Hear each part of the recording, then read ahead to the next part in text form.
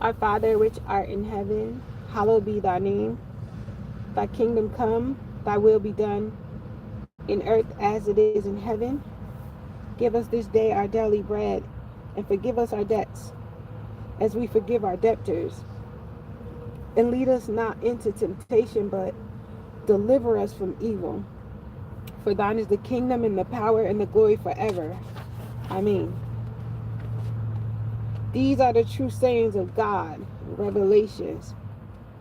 Blessed are they which are called unto the marriage supper of the Lamb. Enough from you already. That is enough of that.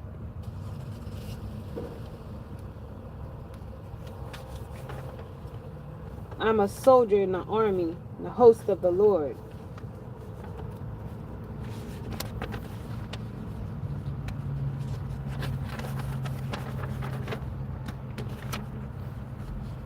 I love God, so I keep God's commandments.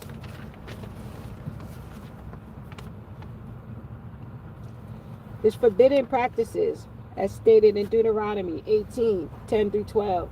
There shall not be found among you anyone that maketh his son or his daughter to pass through the fire, or that which useth divination, or an observer of times, or an enchanter, or a witch, or a charmer, or a consulter with familiar spirits, or a wizard, or a necromancer. For all that do these things are an abomination unto the Lord. And because of these abominations, the Lord thy God doth drive them out from before thee. Forbidden practices such as divination, predicting the future, or seeking a hidden knowledge through supernatural rituals or omen. Observer of times, practicing astrology, reading signs in the clouds, or declaring certain days lucky or unlucky based off of pagan superstitions. Enchanter, interpreting omens and finding significance in random natural occurrences by God or using lucky charms. Witchcraft, sorcery, using spells, incantations, potions, or magic formulas to manipulate people, their spirits, or physical realities. A charmer, binding people through spoken spells and hexes or binding curses.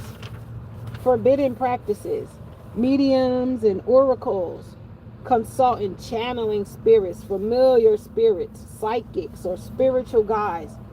Necromancy, attempting to inquire of or communicate with the dead, such as through seances or ancestor worship. Forbidden practices, witchcraft. In 1 Samuel 15:23, for rebellion is as the sin of witchcraft, and stubbornness is as iniquity and idolatry. Because thou hast rejected the word of the Lord, he has also rejected thee from being king. Forbidden practices like witchcraft. Leviticus 18:3.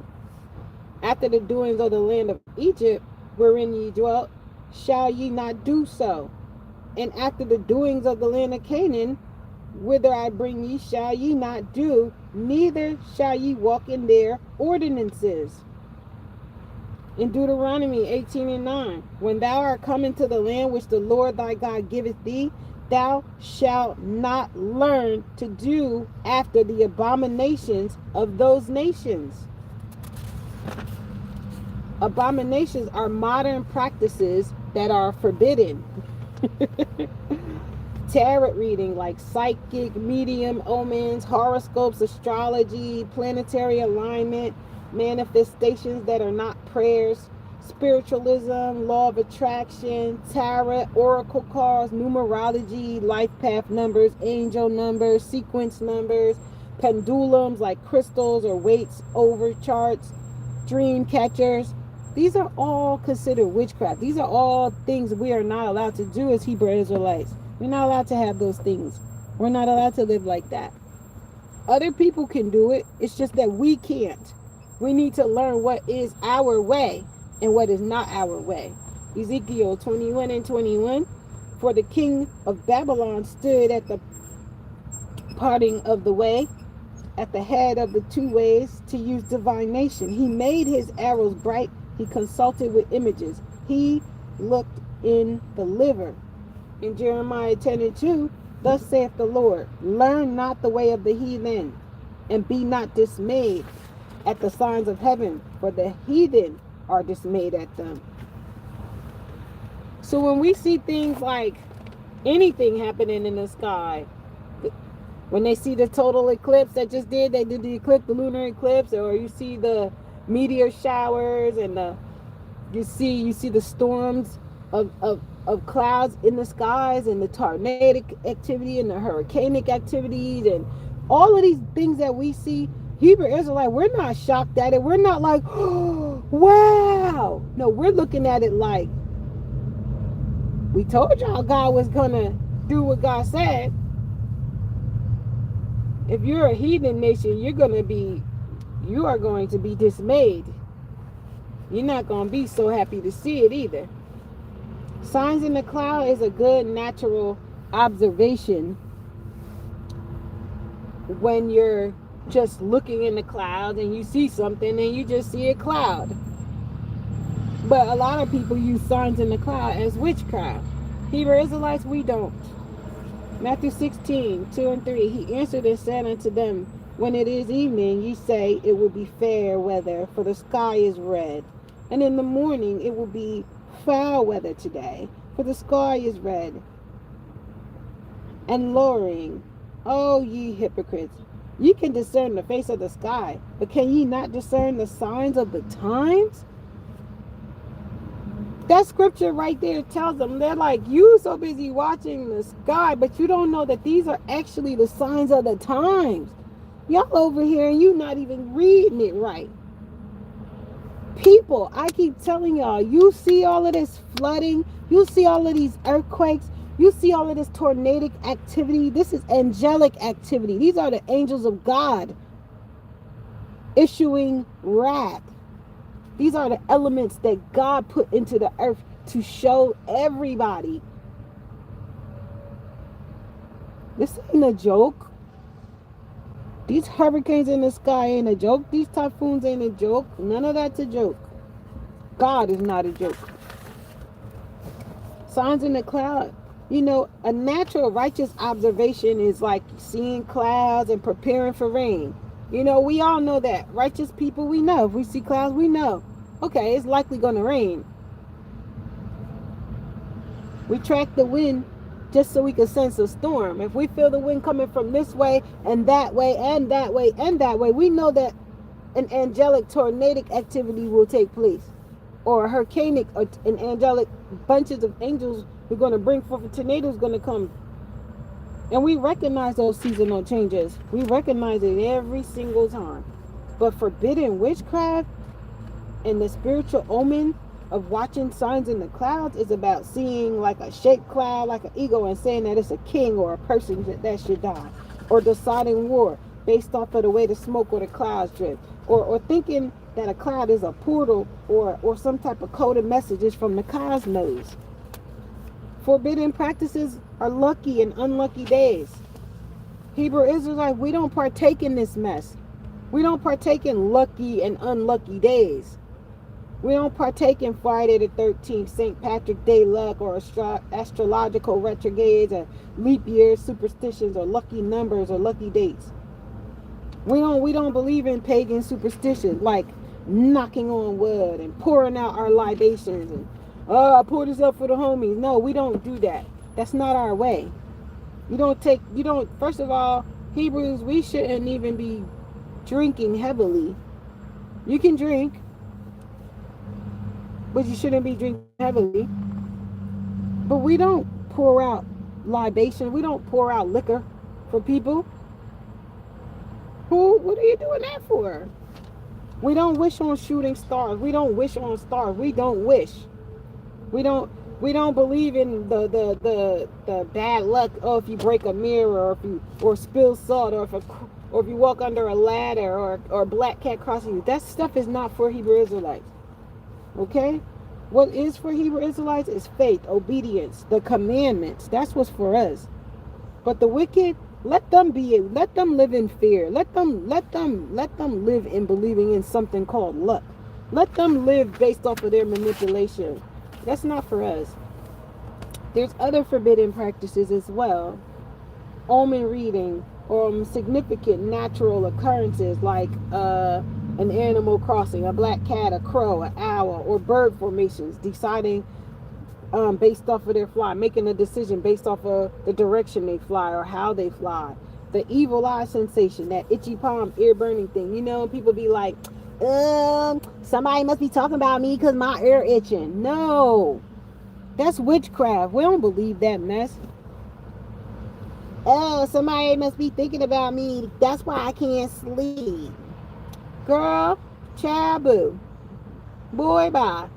No, that's not stuff that we believe. That's not our way.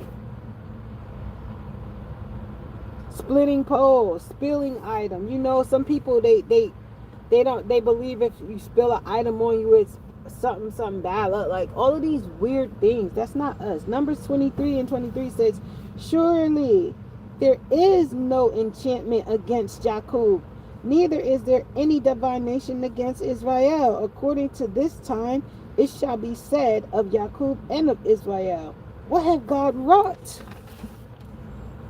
More physical forbidden practices are the physical objects, like lucky charms and protective amulets, like the evil eye amulet or that Hamsa hand.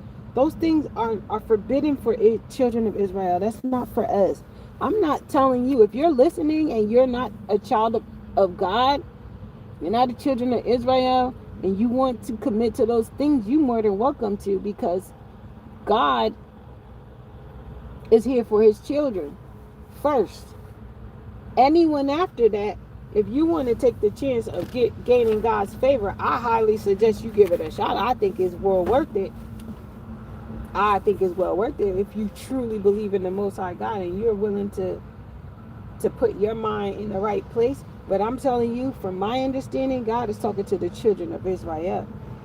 You know, crystals, those black tourmalines and those amethysts and those rose quartz, those horseshoes and the lucky coins and money frogs, the rabbit feast, the lucky bamboos, the money trees, things that people actually go around and say, hey, this stuff is for good luck and it works. Don't believe that stuff. Don't believe it.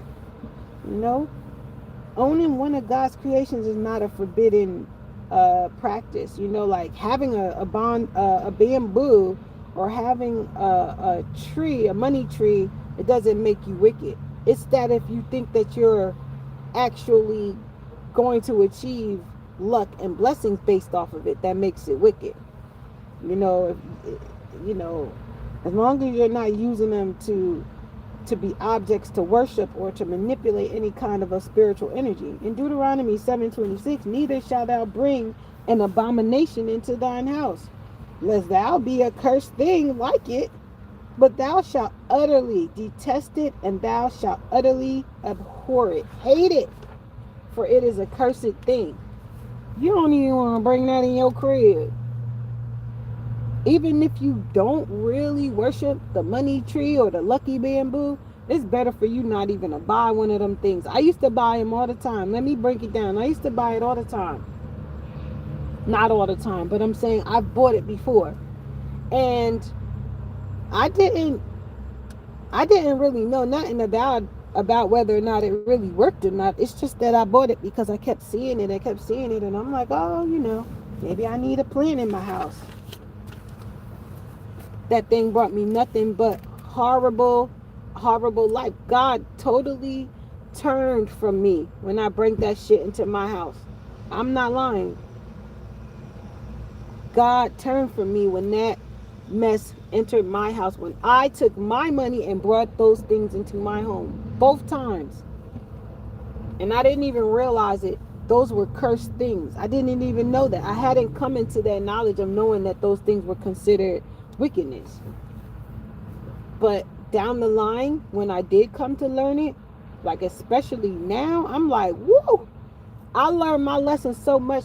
Like when I did my purging of my fabrics, how Hebrew Israelites were only supposed to wear 100% material fabric. We're not supposed to wear synthetic fabrics or blend fabrics or mix fabrics.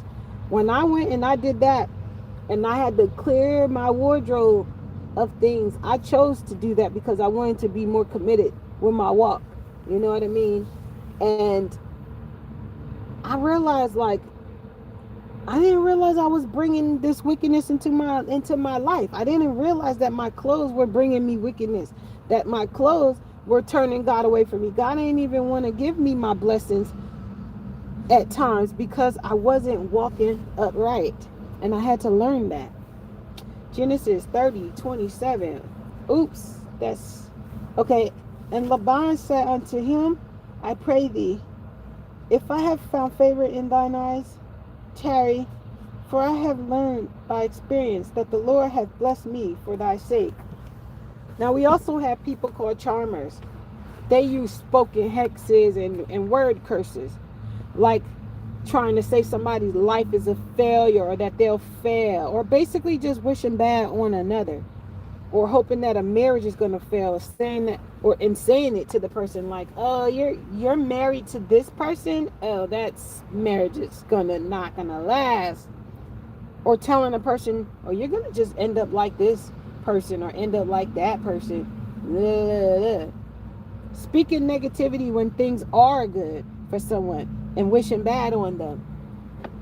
That's all witchcraft. Now, let me draw a super line between a parent giving their child sound advice, an elder teaching the other Hebrew Israelites the correct way. It's a whole different thing when someone is telling you the correct way to do things. Okay? And they're giving you a warning because they know God is not going to bless that. It's different.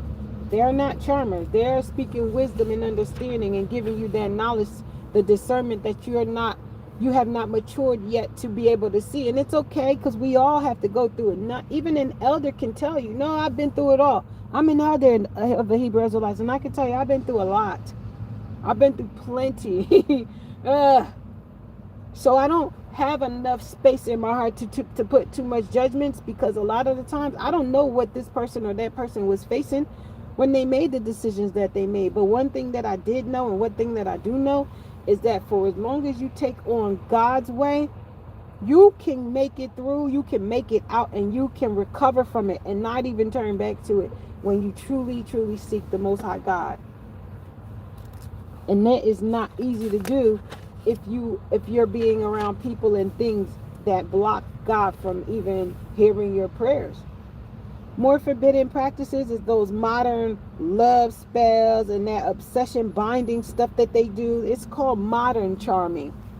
And it's this thing called honey jar. These things I never heard of until I started reading about this, because I never heard of it. This is how much I live under God's way, that I never even heard of some of these things I'm telling you guys. I had to actually research it so that way I would be able to tell my brethren and sisters in modern day, yo, we're not supposed to be doing that. I never knew that pouring out liquor was witchcraft. I never knew that. I thought that was just what people did in the hood to honor people that they lost. I didn't even know that. Now I do know. And so now that I do know, it's like, wow. As soon as the sun will be set, and then the Holy Sabbath will come to an end, which is why I'm sharing my time the way that I want to, because you guys always see me online. I have many videos on here where I'm talking about God and I'm speaking about the Hebrew Israelites. It's just that you gotta sift through them and see for yourself. Honey jar spell is when a person puts a name of a person in a honey jar and herbs, and they are trying to so-called sweeten the person to like them and to bind them, so that way they won't stop thinking about this person and this charmer. That is crazy. You got to be crazy to want somebody to think about you that much to begin with. Then they got the cord cutting and the tying rituals where they tie two strings or dolls to force or bind them together so they can make a spiritual attachment, or burning the strings. I don't know what that's all about. And then they have the footprint clothing manipulation where they take a piece of a person's clothing, their hair, or anything, dirt from under their footprint, to bury it under a heavy object so they can root that person to keep them down or keep them submissive. Energy cord binding is a new age practice where they take an etheric cord and they tie it. So they believe it's some kind of conscious energy cord binding, visualizing energetic cords wrapping around the person so they can keep them emotionally dependent, financially attached, or even spiritually locked into a relationship. But see, if you don't have God in your life or you're not walking God's path, these people who do wickedness, they can put those spells on you and cause you to be everything they want you to be. So a lot of people that's walking around and we can't get through to them, it's because they're under spells. We have to just keep being good examples as Hebrew Israelites. We just have to be good examples that people keep watching us and following us and copying us. They're naturally going to keep wanting to do what we do. They don't want to do what the wicked do, because they're quickly realizing that the wicked are pretending. But that is their way of trying to keep people spiritually locked into a relationship. This is a really long thing. By the time I finish reading it, I think the sun will set. Especially if I keep stopping and ad-libbing. Woo! I didn't know these notes were that long. Wow, that day I wrote so much. Wow, I wrote so much. I'm not even going to read all of this. There's no way I can read it all. This is like 4 hours worth of notes that I have. My book is past the halfway mark. Oh, actually, it's getting to the halfway mark. I'm like a couple of pages away from halfway. Wow, of notes just on forbidden practices alone. And I'm gonna keep telling y'all all I can until I can't tell you no more. But we're gonna stop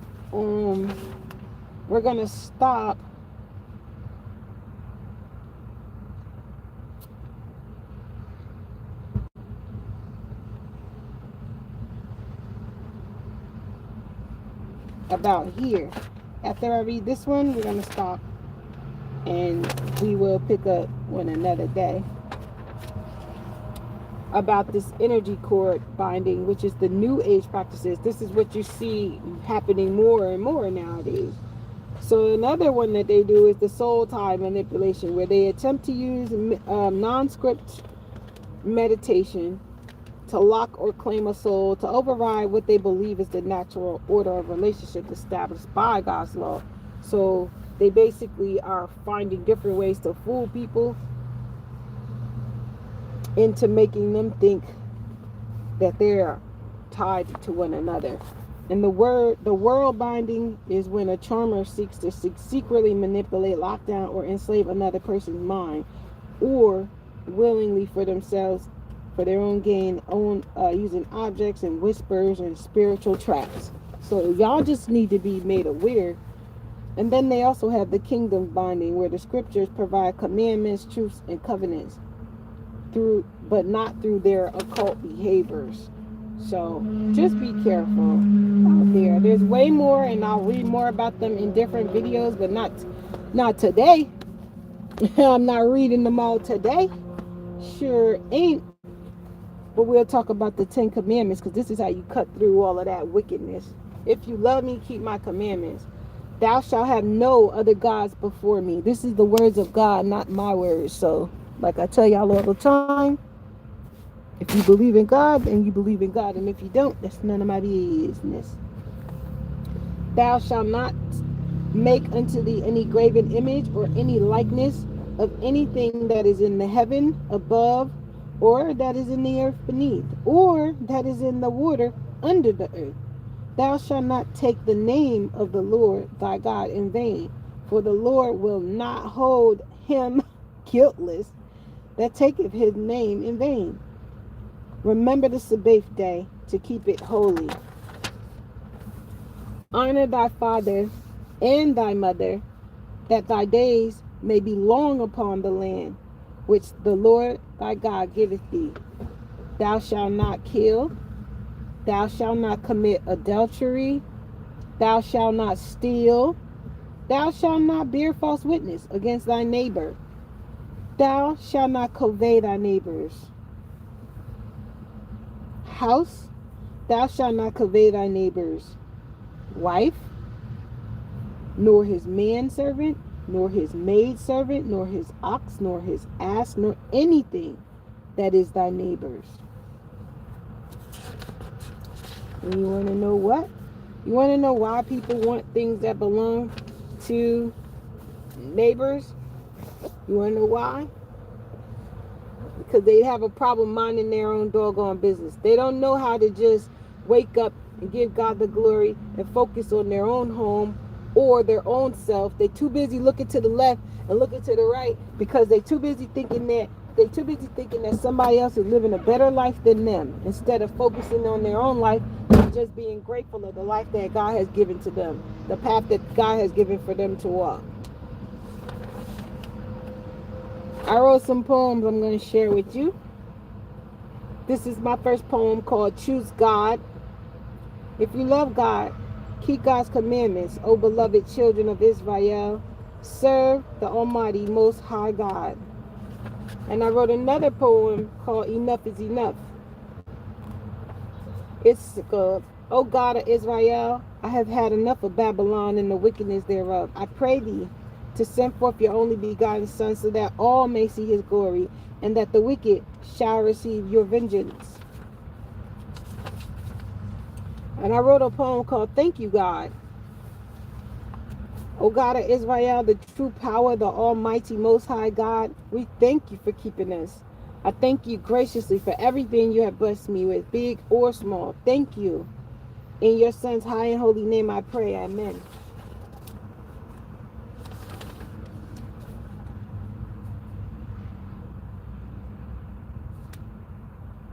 Malachi 3:3. And he shall sit as a refiner and purifier of silver, and he shall purify the sons of Levi and purge them as gold and silver, that they may offer unto the Lord an offering in righteousness. 1 Peter 1:7. That the trial of your faith, being much more precious than gold that perisheth, though it be tried with fire, might be found with unto praise and honor and glory at the appearing of Jesus Christ. Keeping the Sabbath holy. Friday sundown and Saturday sundown. Do not, unless there's a dire emergency for items needed, but God's going to provide. So this should not be the case unless you are just getting used to keeping the Holy Sabbath. When you keep the Holy Sabbath, no one can judge you on how you keep your Holy Sabbath. How you choose to pray to God and worship God and honor God on the Holy Sabbath is totally yours. No one can tell you, oh, you can't be posting scriptures online. Oh, you can't be posting videos online. You can't tell me how to honor God, because you don't know why God is allowing my soul to even want to do that. I might not even know. You understand? But traditionally, no, we didn't have the internet. Traditionally, no, we didn't have YouTube. we weren't doing that back in the day. So we understand that. In Nehemiah 10:31, and if the people of the land bring ware or any victuals on the Sabbath day to sell, that we would not buy it of them on the Sabbath or on the holy day, and that we would leave the 7th year in the exaction of every debt. Technically, we're not supposed to buy or sell on the Holy Sabbath. Again, when the Messiah came, when it comes to healing and saving someone, there is a pardon. You know, in these days, everything has been deliberately designed so that we that so that we have a hard time keeping the Holy Sabbath, and so that we are forced to buy and or sell or at least be active on the Sabbath.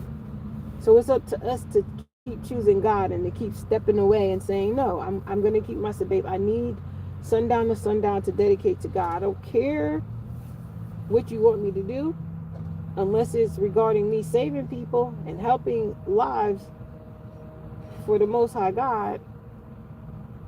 I I I don't have to really do it. We're not allowed to kindle fire on the Sabbath. That's any fire, anything fiery, cooking, pouring, microwaving, heating food up. Again, if it's regarding your health, if you're diabetic or got high blood pressure, or you're on a medical prescription and you gotta take your medicine with food, you know, God eventually will heal you the more and more you tune into God's way. But if you have to, that's what the Messiah died for. That's the reason why the Messiah came in the flesh, to see what we could or could not naturally tolerate. And God's Son seen for himself that most things we can say no to, and there are many things that we are forced into, and now it is normal that we're forced into the things that we don't even know if we should be doing. As far as financing, we shouldn't be in banks. We shouldn't be online checking our bank accounts, buying things online, transferring money. Again, if it's an emergency, you get a call from a relative or someone that you tend to, especially someone that's walking in righteousness, you know, because we still be helping people that's not in our walk of life, because our spirits have been taught to love our relatives no matter what. So it's really a hard thing that we battle with. We battle with that part of our flesh every day. You know, we battle with that. Whether or not we should interact with this one or interact with that one because they don't have the same walk as us. And we never really want to leave them behind. We look at them and we're like, dang, I don't want to leave you behind. I want you to know what I know. I want you to know God and choose God and walk that walk, so you don't have to suffer. That's really how people be feeling. And that's how come a lot of people don't have a problem sharing the word of God, even if other people don't quite understand it. It's like, it's not about them understanding it, because whoever's meant to understand it will understand it, and they won't hate it. They'll love it. They'll be like, oh snap, word, I needed that. I appreciate that. But some people, they can't handle the word of God. And that's what I love. They love the ratchet stuff. They love the negativity. They love drama and wickedness. But once you start speaking about God, you'll get to see who's really real and who's just fraudulent. So, you know, we shouldn't be online or in person. We shouldn't be worrying about our bills or reviewing our bills, or, you know what I'm saying? Like literally working on things that has nothing to do with just resting. Take a break from thinking about your bills. Take a break from thinking about that job. Take a break from thinking about the people who annoy you all of the time. And think about the works of God. Look at all of the beautiful things God is doing. Look at all of these hurricanes and earthquakes and tornadic activity that we're seeing. That's all the works of God. God is just showing us left and right. I'm here, y'all. I'm here, y'all. I'm here, y'all. I'm here, y'all. I'm here, y'all. I'm here, y'all. I'm here. I'm here. How many ways do I have to show you? I'm here. And the funny thing is, the wicked know. The wicked know that's God. They know. They know that's God. They just don't want us to say it. And that's why we have to keep saying it. Stop calling it weather. It's not weather. That's the works of God. That is God. It's not a tornado. It's a whirlwind. God can appear in a whirlwind. The Messiah can appear. God can appear in a whirlwind. So what makes you think that's not just God? Right there. A hurricane is an even mightier whirlwind. It's even bigger. What makes you think that's not just God? Then they want to call it la la. and Bertha and Huey. They want to call it all of these names. You want to take away God's glory, and you want to take the Lord's name in vain. God is not going to hold you unaccountable for being that fool. It's time for us to not be fools too.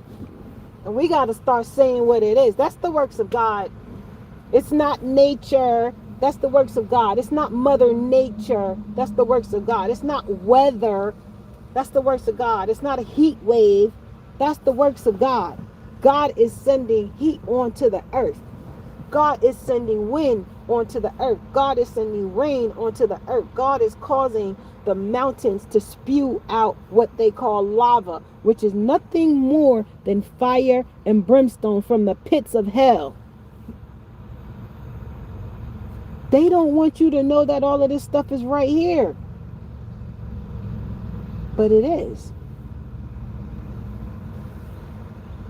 If you read in Revelations and Armageddon and the pits of hell get opened up, nowhere does it say that we transfer off of earth and then the pits of hell get open. Nowhere on it does it say that. The pits of hell is right here on earth.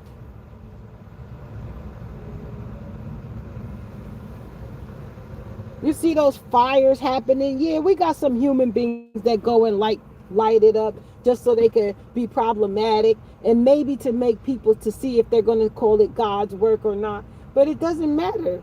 Once you light it, it still becomes God's work, because guess what? You ain't know you ain't know that God was about to send the wind, the wind to blow it further away. You didn't know that was going to happen. You thought you were going to make some little small thing that kind of just brought out the fire park ranger. No. You brought out something that made people flee their homes. God is the creator of all of this. Human beings want to take credit for everything. Even COVID. They want to call it Dr. Fauci's disease. That ain't no Dr. Fauci. No, God sent that plague. HIV and AIDS, they want to say the Africans did that. No, God sent that plague. God sent that because of the wickedness on earth. That chloroplastic stuff that's going around, the explosive diarrhea, God's sending that. They're like, oh no, it's just that these people in Mexico didn't have an inspection in 7 years. That's how we got started. Okay, and we know the heathen nations are filthy, and so yeah, it makes sense. Again, God is the one that sent it. It doesn't matter what no one wants to say. When the earthquakes, God does that. When the clouds form, that's the dust of God's feet. It says it in the scriptures. Everything is right there. It's just people want to keep lying. We, as Hebrew Israelites, have to not allow that. They don't expect us to be playing sports and watching competitive games, or even watching professional sports and athletics during the Holy Sabbath. They don't want that happening to our people. They want us to separate ourselves on the Holy Sabbath. Watch the replay after sunset.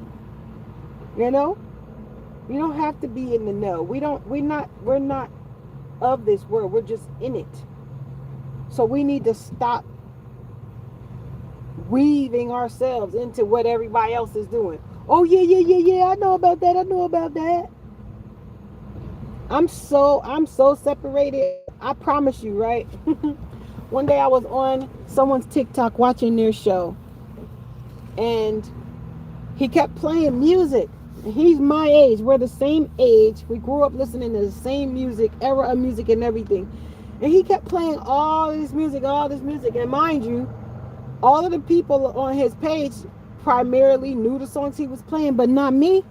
I know a lick of what the songs he was playing. Every now and then there was a song came on and I recognized it, but the majority of it I didn't know. You want to know how come?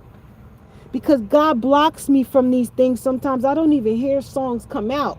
I don't even know artists be coming out, being released. I don't even know about new actors and actresses and videos and this and that, because I'm so busy praying to God, listening to God, walking with God, going through whatever it is that I got to go through. I'm so focused on the Most High God that I ain't even catching all of this other mediocre stuff.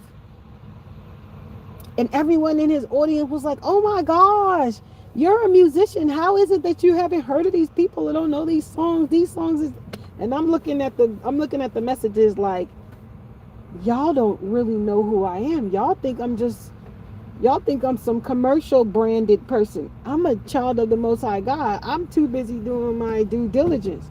Yeah, I make music, but if you listen to my music is goodly music. It ain't worldly. You know what I'm saying? But recreational travel. Like taking a road trip so you could go like hang out and stuff like that. Like basically, the general environment should be an environment where you can pray, an environment where you can study and reflect, an environment where your food is already prepared. You know what I'm saying? It's already cooked. You're not cooking. You're not heating nothing up. You're not lighting nothing up with a match. Not a wooden fire stove or outdoor device. Nothing. All of that has to stop on the Sabbath. And a lot of people don't understand how come. But when it comes time for us to be called, when the day comes, you don't know why God has this special day set aside for us. You don't know. You can't put two and two together why God has this special day set aside for us and avidly reminds us to keep that day holy. Keep it holy. We can't come around God unless we are holy, brethren and sisters. We can't even be in the physical presence of God unless we too are being as holy as we can. And the Ten Commandments keeps us as holy as we possibly can be here on this earth. We need to keep that holy day, our holy Sabbaths. Our weekly Sabbath is a holy Sabbath. We have our full new moon Sabbath. Whenever the moon is full, it becomes a new moon. That's the first day of a new month for a Hebrew Israelite. That's the first day of our new month for a Hebrew Israelite. Our day starts when the sun sets. Our day doesn't start when the sun shines, and our day doesn't start when it's midnight. Our day starts when the sun sets. Our day starts when the sun sets. That's the beginning of our day. When the sun rises, our day is not over. Our day continues until the next sunset. Excuse me. So anyway, we're not really supposed to be out doing leisurely things like going out and spending money in places like going to play golf at Top Golf or going to the AMC movie theaters on the Holy Sabbath. Now, I'm going to be honest, I used to try to go around it, not go around it like try to be sinful, but I used to say, well, if you buy the things that you need before the Sabbath and then you go, it really won't count as you spending money on the Sabbath. For instance, if you buy your ticket and then go to the movie theater and it's been bought before the Sabbath and you buy the ticket that come with the pre-made combo, all you doing is picking up your combo and stuff. I thought that was a way to go around it. I was thinking like maybe that's how you could do it. I also used to think that maybe at the end, right before the Sabbath is over, that I could go into the stores and I can walk around like 1 hour before the Sabbath is set, and that while I'm waiting, as it gets closer to the sun setting, that I can begin to put things in my cart. And that once the sun sets, that I can finally finish shopping, like actually finish shopping and get in line and buy my things. I thought that was legitimate. You know what I mean? But we really, as Hebrew Israelites, shouldn't be in any market, especially making purchases or simulating purchases. We just should not do that. Now, scripturally, I don't like human beings adding stuff into the pot. The scriptures needs to say verbatim, you shouldn't be in the market. You shouldn't be here. You shouldn't be there. The scriptures do say that we should not be in the market. And so I no longer have that as my way of doing, because as I became closer to understanding what God meant by this and what God meant by that. And I'm telling you, the more you read the scriptures, I'm telling you, you will read the same scripture over and over this time and many years later, and it will begin to have more definitive meaning. You'll learn it and understand it more.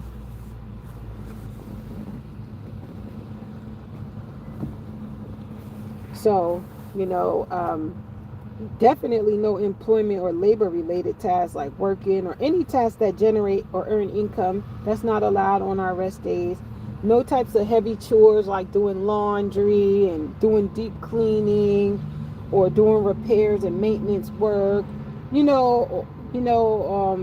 Maintaining things of our belongings. That's not for our days of rest either. Kindling fire, cooking, cooking, prepping food any kind of way where heat is applied, or warming the food. Food must be prepared prior to the Holy Sabbath, prior to sundown. Some people, they fast. When I first began keeping the Holy Sabbath, because I was not raised by my birth parents as Hebrew Israelite. I was raised um, as a Baptist, but in church, I was reading the Bible outside of what they were saying. And I read about the children of Israel, and I kept saying, I want to be them, because I noticed that they said that they were God's children and they were special. And no matter how bad they were being treated, I saw at a young age that God protected them. And I wanted to be them. And I learned by the age of 16 that I was a child of God. I learned it for sure. For sure. Like, my comprehension really locked in. And I was like, wow, I believed it. And now I see it. Now I live it. And now I don't have a perfect walk where I haven't made mistakes or I haven't sinned. But I am free of sin, which is different from sinning. Being free of sin means that I made a decision because I'm in captivity. I'm being forced into lifestyles and habits that I'm not willingly doing them. I'm not doing them because this is my way. I'm doing them because the society that we live in is forcing us to live certain ways. So I'm free of sin. I haven't done anything wrong. I'm not going to be penalized for waking up and being in a system that forces me to be a certain kind of way. And no one is, who believes in God. But like I said, I used to fast, and fasting for me was the best. It was the best.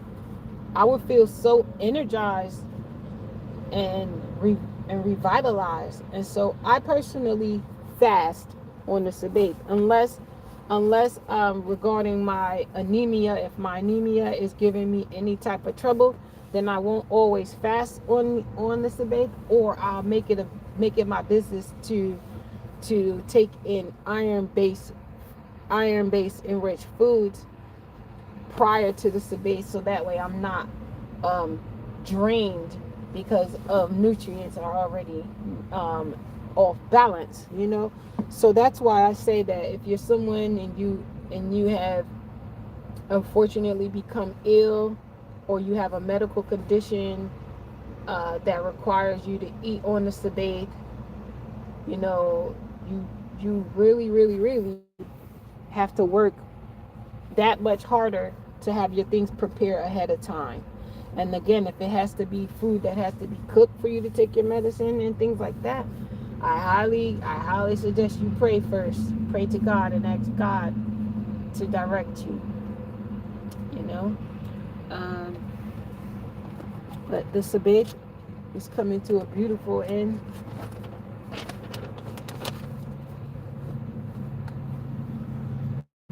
Exodus 20:10.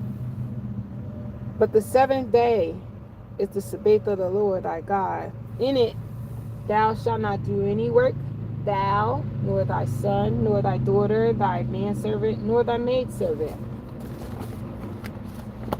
nor thy maidservant, nor thy cattle, nor thy stranger that is within the gates. And let's bring it back to what I said about before, when I said I thought I was doing something that was acceptable, when I was like, oh, I figure, I could still go to the store, but just shop, a few minutes or, within an hour before sunset and just put things in my basket, or just walk around the store and not put nothing in my basket until it was actually sunset. And sometimes I would do that. I'm not lying. I sometimes would just walk around the store because I figure, you know what? It's almost time. And God knows my heart. God knows that I'm not about to buy nothing before the sundown. But guess what? I don't think that was what I was supposed to be doing. Same thing with the movie thing. I would sometimes buy my ticket and buy the food early and think like, oh, I could just go in. Or even if it wasn't the movie, it could be another type of a venue that I like to go to. I buy everything ahead of time and then just go. Especially when I was raising my young, because on the weekends that was the only time you get to really spend with them. And on the weekdays I had to work, I had to go to school, I had to go to meetings for them, meetings for me. I had an extremely run around life. I was tied into the Babylonian decree even while trying to serve God.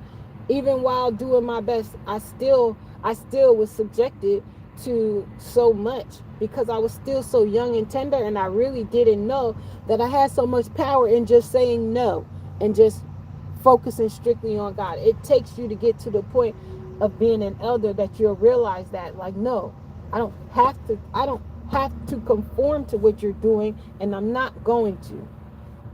And we don't have to, and they will keep pressuring us, but keep praying to God first, and God will let you know what you should or should not do safely.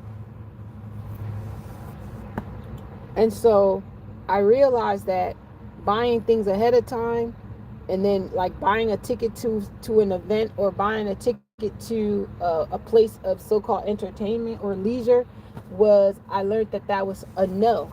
Now, like I said, because you're making thy servant or that stranger work, even though it's not my house. We're supposed to be home on the Sabbath. We're not supposed to be out and about. We're not. But some of us Israelites have been pushed out of our homes and don't have homes. That's the new tactic, is to push us out. And so guess what? If God is allowing us to be removed from them environments, we should count it a blessing, not a curse. Count it a blessing. Because that means our time is drawing nearer and nearer. God ain't going to have us out. You see all that's happening, and how more frequent it's becoming. You think God's going to leave us to suffer? No. God is taking us out of the way so that way we can be brought out of it completely. So I'm patient, and I'm appreciative, because I know that God is prepared something beautiful for me. But on the Holy Sabbath, we're not supposed to be talking business talk, bills, financing, our legal issues, working on our work project. Definitely not supposed to be partaking in gossip or worldly convo, like things that's not glorifying God. It's a different story if you're making comments or speaking about a topic and it's related to God. For instance, today I did a study on the military, and not just the United States military, the whole military. I want this to stay on because this is polyester, and I don't want this to come off, because then I'm gonna think it's not.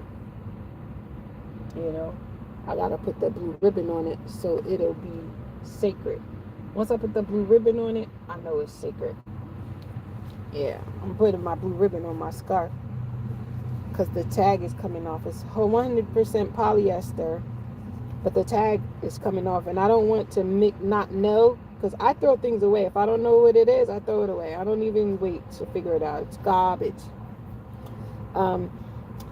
So, like I said, it's a different story if you're glorifying God. I was talking about the military, how I came across um, some information that said that the military were writing letters to an outside organization because commanders were allegedly breaking their um, their rules regarding religion. And I didn't know this, but I learned this most recently, that the military and the military, primarily the United States military, do not agree with bringing religion into the work that they do. So if they're Christian or Muslim, if they're Hebrew Israelite, if they're this or that, basically, well, Hebrew Israelite is not a religion, but sometimes Hebrew Israelites, they do join the military not knowing who they are. And so that's why I name Hebrew Israelites. If they go into this work environment, they don't realize that some of them don't realize that they're signing up to fight a war against God and the Messiah and the army of God. They don't know that that's really what joining the military is. And so, while they keep trying to join the military and they keep trying to figure out what they could or can't do, meanwhile, you have a group of military staff that's like, hey, the commanders are briefing us at our mandatory briefings, and they're basically telling us that that Trump is anointed by God to initiate this war of Armageddon, open up the path. We don't want to hear that. They can't be talking religious. But guess what? What other way do they rather it be said? They have to tell them that they're about to face the Messiah. They have to let them know. And so they're doing that. They're doing their due diligence as their role as commanders. They have to let them know what they're preparing for. They're like, okay, y'all been practicing on humans and shooting missiles and fighting wars, small inland things, but the real war that we've been preparing for is upon us, and we need y'all to be as alert and as prepared as possible. And meanwhile, they're not. They're like, we're okay with fighting war. And so at the end of the day, that was a topic that I studied on my sabbath. That's worldly convo. It's drama. It's a bunch of drama, because if it's about their religion, I learned that they have an ordinate way to get out of the military where they don't even have to tolerate that no more. They're tolerating it because it's just drama. They just want to make it seem like they're distracting us from what we are doing. We ain't even paying attention. I only came across that information by chance. That information was brought to me by AI technology. I didn't look that up. I don't monitor what the heathen are doing. I don't monitor what the heathen are, people who are against God. I don't monitor what the people against God are doing. You know what I'm saying? I don't monitor that. I monitor what God is doing, so I know to be prepared. But in the midst of doing that, you do come across the worldly stuff. But fasting is a fine way to reset the body, keep the holy Sabbath, but it's not mandatory. If you want, cook yourself some soup, cook yourself a nice stew, a nice beef stew or a nice chicken stew, or some rice with some side things, or stir up a nice, make the ingredients of a salad. Let people make their own food throughout the day. You know what I mean? I used to take leaven out of my home. I used to literally throw away anything that contained leaven, or I would consume it before the Holy Sabbath. I used to take leaven out of my living quarters if I had it in there during the Holy Sabbath. I would get rid of it. But we have a day called Feast of Unleavened Bread, and that is when we really cannot have leaven in our home. But I began practicing to just keep it out on the Sabbaths as well. But on high holy convocations, we do eat. Because they, even though they're Sabbath, we do eat on our holy convocation. We do eat on Passover. We do eat on the blowing of the trumpet, Feast of Tabernacles, Feast of Unleavened Bread. Like we do eat on those high holy days. Yes, we do, and we love it. We eat plenty and we eat good, and no wicked nation or wicked being is going to keep stopping us from our righteous lifestyle with the Most High God. To keep the Sabbath holy, we need to prep our meals and snacks prior to sunset on the Sabbath, and do not keep food cooking. Don't keep your food on a one of them rice cookers or one of those stewers. We have to turn all that kind of stuff off. Use aluminum foil to secure the heat. Heat your oven, a certain temperature, and then leave your food in there if you want to keep it a certain heat. So that way the heat is off, and then even though the heat is off, it'll still keep your food warm for hours. You know what I'm saying? And maybe just leave it there. You know what I'm saying? Leave it there, and the heat of the oven will keep it nice and warm for some hours. And trust me, you're not gonna be that hungry. And plus, fruits and vegetables you can have in abundance. What? Rinse a bowl of fresh fruit, slice it up, cover it up, or put it somewhere that is easy to get for everyone. So anyone gets hungry, they need a snack, there's already food prepared. If you live by yourself, it's a lot easier because you don't really have to worry about, you don't have to worry about anything, but when it comes to your children, if you're a parent, that might be challenging because little kids don't understand that, that you have to train them up right to let them know, well, you can't have cooked food on this day. You can have snacks, or you can have cooked food, but you can't. Mommy's not cooking, daddy's not cooking on this day. And we have to learn to teach our children the reason why. Exodus 16:23, and he said unto them, this is that which the Lord hath said, tomorrow is the rest of the holy Sabbath unto the Lord. Bake that which ye will bake today, and seethe that ye will seethe, and that which remaineth over, lay up for you to be kept until the morning. So cook whatever you're gonna cook, bake it. Seethe it means prep it and let it sit. Like I said, if you wanna like make a stew it. Do what you gotta do. Exodus 35:3. Ye shall kindle no fire throughout your habitations upon the Sabbath day. And proof that we should be at home is that it keeps saying your habitation. Nobody, not even a stranger in your house, should be working. Nobody in your house should be working. Your animals shouldn't even be working. You know what I mean? If a person got a horse and they ride a horse up and down the street, you shouldn't even get on your horse and ride your horse up and down the street because you're making your horse work. That's literally what God is saying. Keeping the Sabbath holy. On Passover is a high holy day and a holy convocation. Feast of Unleavened Bread is a high holy day, holy convocation.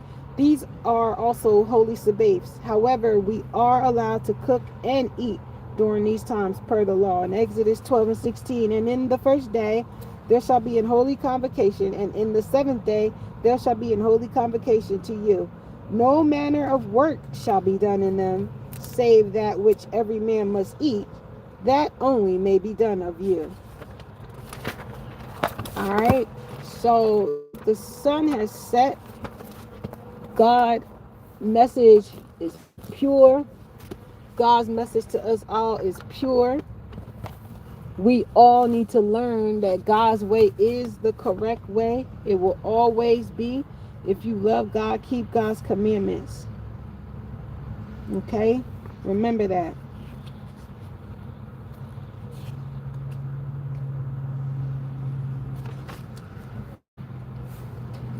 I'm like a priestess.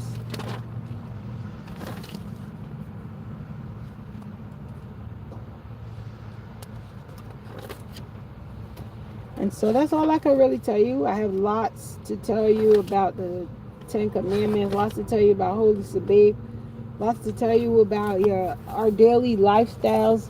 women how we're to live, men how we're to live in these days, knowing that we already are in the time. We are already in the times that have been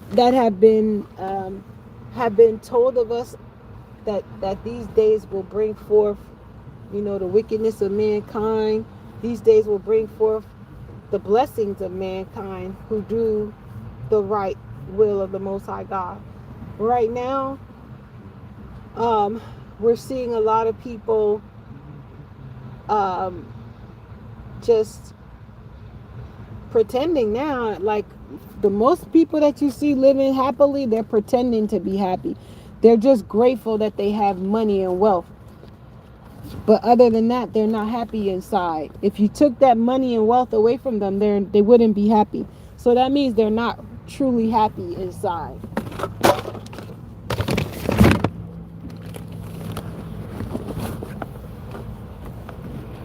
But if you want to wake up to a blessing, you want to wake up to God, hearing you and caring for you and nurturing you and blessing you, the first thing that you need to do is call upon God in His Son's high and holy name and ask Him for forgiveness, ask Him for guidance, ask Him to help you, help the ones that you love.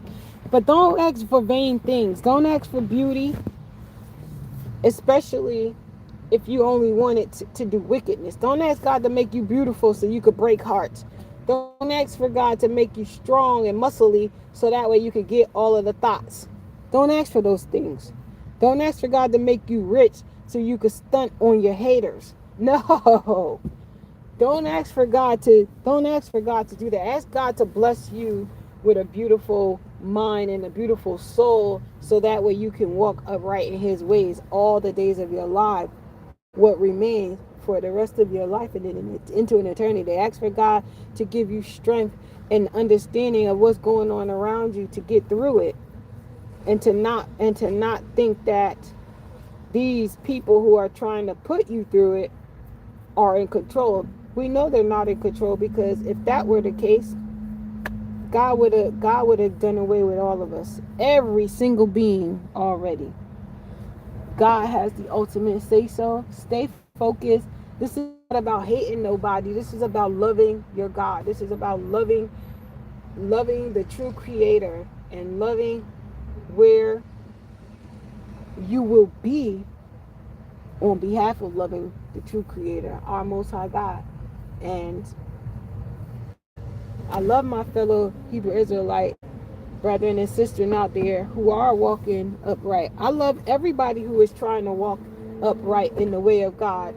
Even the people who don't follow the Hebrew Israelite way, but they have found the scriptures, they found the words in the Bible, and they're listening more to the words of the Bible than the doctrine that people are feeding them. They're like, well, I'm listening. That's really how I came into the truth of the Most High God for myself. I used to sit in church, and I was a little girl, but I was highly advanced. God blessed me with advanced intelligence. Thank you, Lord. And I remember that I would sit there and I'd hear, my favorite was the hymnals, because I hear them singing, you know. So I always wanted the hymnal book, get the hymnal book. And even though I'd be listening to the hymnal book, I ain't really know much, you know. I ain't know the songs, but I'd see them and I'd follow along it. And as I got a little older, you know, they would give me the Bible in my hand, because it was hard to get Bibles in church. You're supposed to bring your own Bible, but the churches always had a Bible. And so I would finally get my hand on the Bible, and then I'd be so excited because I'd feel like I was like the adults, because only adults were really allowed to hold the Bibles. But I was still a kid. I wasn't even over 8 years old. I was old enough to read, though. I was young. And I would just be sitting there, and I'd be trying to find the pages, and I couldn't keep up, because I couldn't keep up with what the pastor was saying. But guess what? I eventually just started reading my own self, just reading on my own because I knew how to read. And I'd be sitting in church as a Baptist, being raised as a Baptist. I'd be sitting in church, but I would be reading the scriptures. The power is not in where you're going. You could be going to this place, that place, that place, this place. You could be reading the Bible off in the app if you wanted to. It's the words that's going to get to you. It's the words that got to me. God showed me the words. And thankfully, I grew up in a family that is deeply rooted to the Most High God. I tell people that my mother's mother was the daughter of a slave.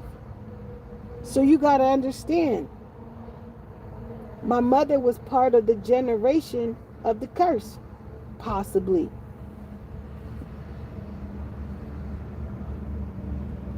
Possibly. I think yes, because she had to be within the fourth generations. Because it was only 400 years of slavery, and we're in 2026. We are past the 400 years of slavery, of captivity. So Hebrew Israelites, we are no longer slaves under captivity. So you have no more excuse, because God lifted that curse off of us. You have no more excuse as to why you're not serving the Most High God.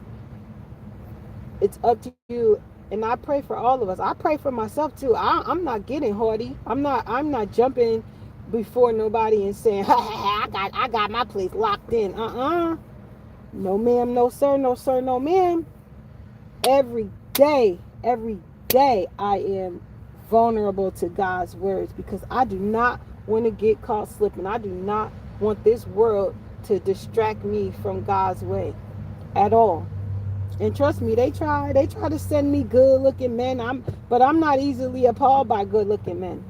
But they try to send me good looking men, try to distract me and make me think this guy is a king. He is sent from you from God. Chab. They try to make me believe that if I go and work a job, that I'm going to gain the riches of this world. I can finally earn my own home and earn my own car and have my own business. Yeah, they try to fool me into thinking like, oh yeah, you'll have the life here. Yeah, right.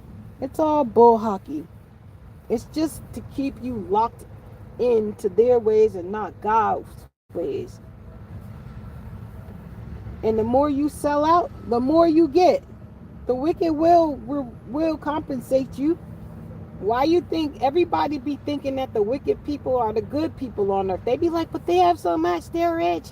They could walk around in all of these fancy designer clothes. And it's like the rich people that you think are rich out of goodness, a lot of them are rich out of wickedness.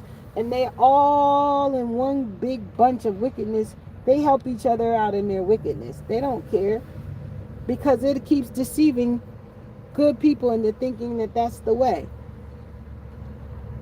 A lot of good people go out and try to prove to this world that they can make it in this world. We don't got to prove we can make it in this world. God don't want us to love this world, so we don't need to prove that we need to make it. I pray for everyone. I pray for me. I pray for all brethren and sisters that are Hebrew Israelites who need God's direction, who need God's healing, who needs God's in their life. In His Son's high and holy name, I pray for all of our brethren and sisters out there. We're all spread apart. We're so far from each other, but yet stay focused on the Most High in His Son's high and holy name. And for those of you who maybe you have a different walk in life and you never heard about God, take some time and learn about God. Even if you don't have it in you, you don't think that you're going to choose to live for God. Try for yourself. Try and see. You never know. You never know. Because there's so many people who want God's love and God's blessings. I hear people tell me all the time. They ask me, who do I pray to? They ask me who my God is. Some of them follow me around because they figure they're going to figure out how I'm surviving by copying what I do. And I'm like, copying me is not gonna get you where I am. It's not gonna get you on the lifestyle that I have. I'm committed to the Most High God.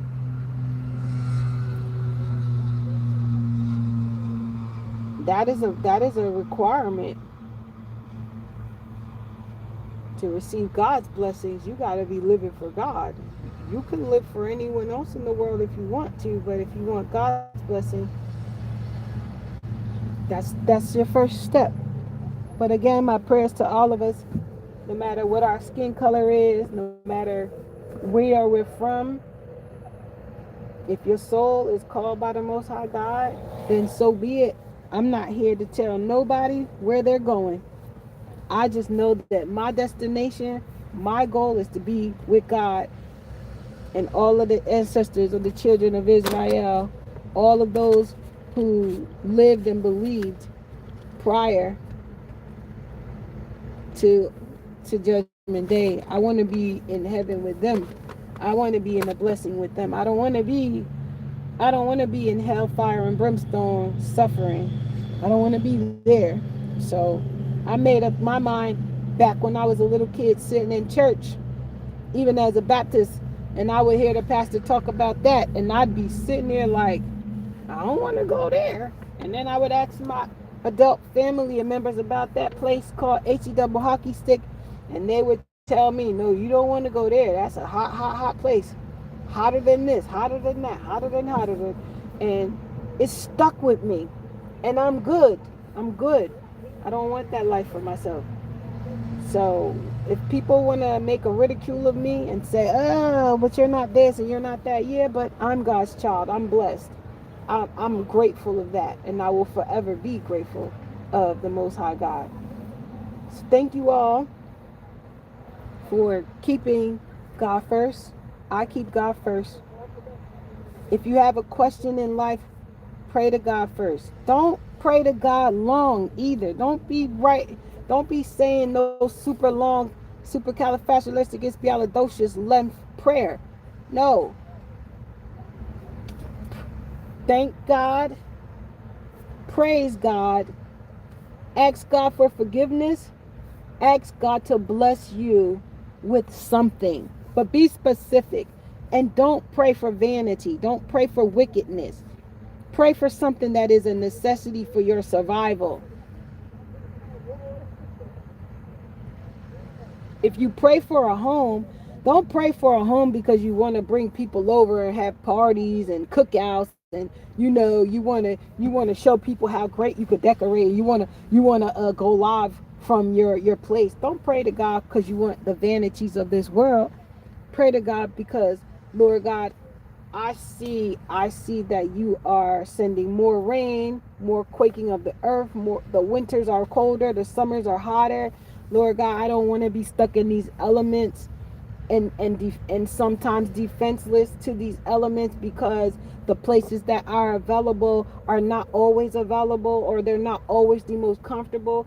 I would prefer if you could bless me with a home that I could do this and do that. Don't go so long and I want this and blah, blah, blah. No, don't pray for no man or no woman because you need sex.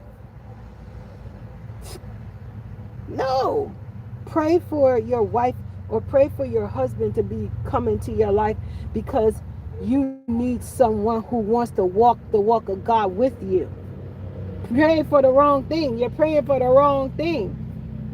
You praying because you want someone you can grow old with.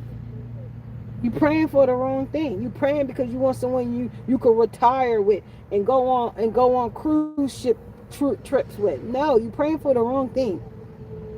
Pray because you need that person to walk the walk with you.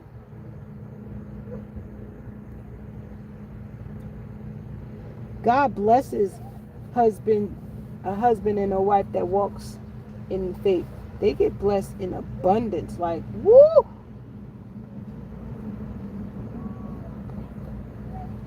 Don't be fooled by these people online giving you fictitious versions of their happy life, and a lot of them may not even be happy. A lot of them may not be happy.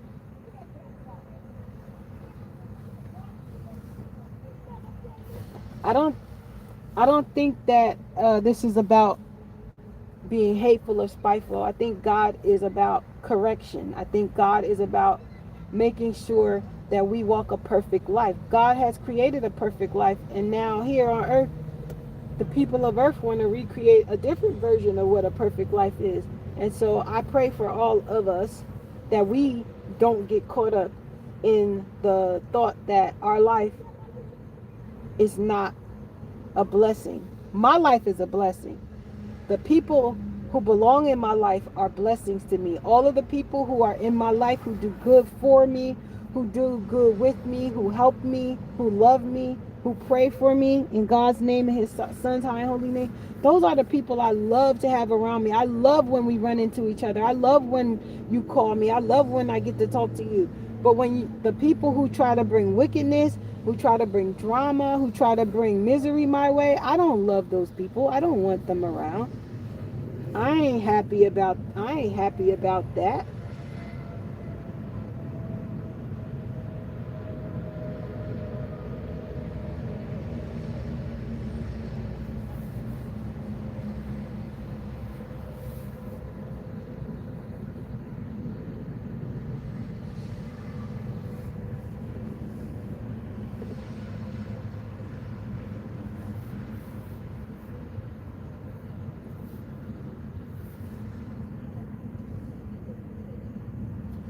Thank you all for tuning in, and I hope y'all just keep God first. Um, you will continue to see the content on here for as long as I choose to come online. I really am not an online person. You know, over the years, I've been doing the works of the Most High God. However, I had to present it to y'all. But like I said, God knows my heart. This, this phone stuff, this video stuff, all of that stuff is not for me. But I'm using it as my tool to reach the people I need to reach, to capture the minds whose minds need to be captured, even though God already has the power to do that.